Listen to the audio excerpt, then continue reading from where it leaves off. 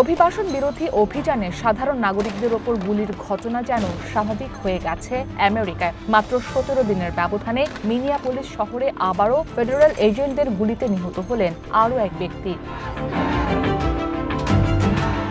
গুলিতে নিহত মিনিয়াপোলিসের বাসিন্দা ৩৭ বছর বয়সী অ্যালেক্স প্রেট্টি আমেরিকার নাগরিক। তার বাবা মা জানান তিনি একটি হাসপাতালের ইন্টেনসিভ কেয়ার ইউনিটে নার্স হিসেবে কাজ করতেন। গুলিবিদ্ধ হওয়ার পর অ্যালেক্স হাসপাতালে মারা যান বলে নিশ্চিত করেছেন মিনিয়াপোলিস পুলিশ বিভাগের প্রধান।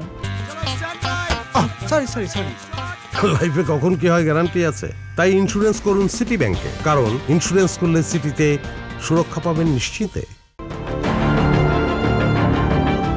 পথচারীদের ধারণ করা ভিডিওতে দেখা যায় প্রেট্টি রাস্তায় দাঁড়িয়ে মোবাইল ফোনে এজেন্টদের ভিডিও করছিলেন। এ সময় এক এজেন্ট প্রেট্টি ও অন্য বিক্ষোভকারীদের দিকে পেপার স্প্রে ছোড়েন। প্রেট্টি স্প্রে ঠেকানোর চেষ্টা করেন এবং অন্যদের সহায়তা করেন। এ সময় কয়েকজন এজেন্ট তাকে মাটিতে ফেলে মাথা ও শরীরে আঘাত করতে থাকেন। এক পর্যায়ে তাকে মাটিতে চেপে ধরে এক এজেন্ট অস্ত্র বের করে একের পর এক গুলি ছোড়ে। পরে রাস্তায় পড়ে থাকতে দেখা যায় প্রেট্টির নিথর দেহ। গবেষক ও সাংবাদিকদের স্বাধীন অনুসন্ধানকারী দল বেলিংক্যাট ভিডিওটি বিশ্লেষণ করে জানিয়েছে, প্রথমবার গুলি করার আগে প্রেট্টির কাছ থেকে একটি বন্দুক কেড়ে নেওয়া হয়। এরপর তাকে অন্তত 10 বার গুলি করতে দেখা যায়। প্রেট্টি নিথর হয়ে পড়ে থাকার পরও তাকে গুলি করা হয়। মিনিয়াপোলিস পুলিশ বিভাগের প্রধান ও'হারা বলেন, তাদের ধারণা নিহত ব্যক্তি বৈধভাবে অস্ত্র বহনের অনুমতিপ্রাপ্ত ছিলেন। মিনেসোটায় অনুমতি সাপেক্ষে প্রকাশ্যে আগ্নেয়াস্ত্র বহনের সুযোগ রয়েছে। এ ঘটনায় জনগণ ও ফেডারেল বাহিনী উভয়কেই শান্ত থাকার আহ্বান জানিয়েছেন তিনি।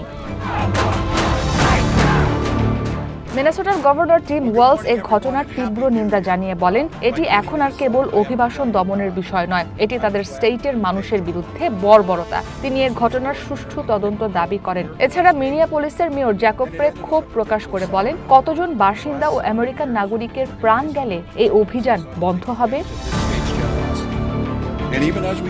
অ্যালেক্স প্রেট্টির মৃত্যুর ঘটনায় অভিবাসন বিরোধী বিক্ষোভ আরো কঠোর হয়েছে। প্রেট্টির মৃত্যুর পর শত শত বিক্ষোভকারী ওই এলাকায় জড়ো হয়ে সশস্ত্র ও মুখোশধারী এজেন্টদের ঘিরে ধরেন। এ সময় ফেডারেল বাহিনী টিয়ার গ্যাস ও ফ্ল্যাশ ব্যাং গ্রেনেড ব্যবহার করে। বিক্ষোভকারীরা কর্মকর্তাদের উদ্দেশ্য করে কাপুরুষ বলে চিৎকার করতে থাকেন এবং বাড়ি ফিরে যেতে বলেন। পরে ফেডারেল এজেন্টরা এলাকা ছাড়লে পরিস্থিতি কিছুটা শান্ত হয়, যদিও বিক্ষোভকারীরা আরো কয়েক ঘন্টা রাস্তায় অবস্থান করেন।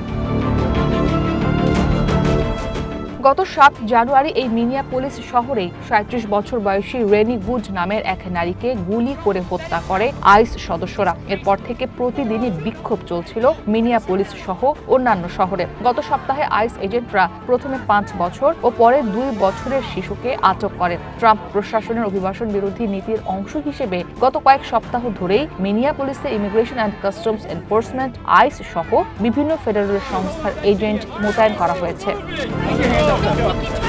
ইসরাত মুক্তি, ওয়ান ইন্টারন্যাশনাল ডেস্ক।